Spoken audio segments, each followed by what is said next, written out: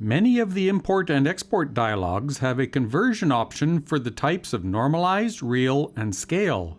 These three conversion options determine how the imported or exported data will be managed in relationship to the TerreSculptor standard data range.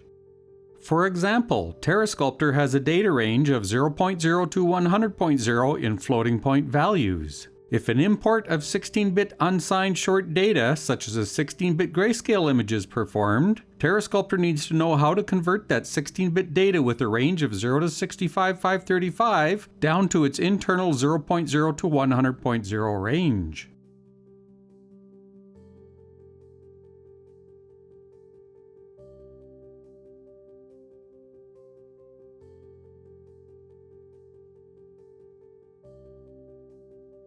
Normalize will normalize the data to the full extent of the destination data range. Normalized data is always fully maximized. If an import is performed, it doesn't matter what the source data range is, it will be calculated and converted to the full 0.0 to 100.0 range extents of TerreSculptor. If an export is performed, the TerreSculptor data will be converted to the full destination format range.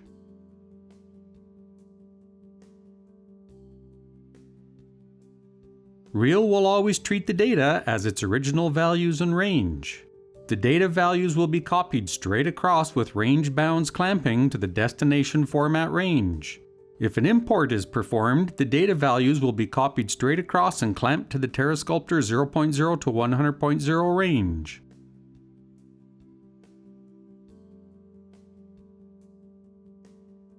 Scale will scale the data from the input range to the output range, so the data ratio will remain the same. If the source has data in only 50% of its range, then the destination will have data in 50% of its range. If an import is performed from 16-bit data to TerreSculptor, which is a range scale from 65,535 to 100.0, all of the input data values will be multiplied by 0.0015259 to get the equivalent range of 100.0.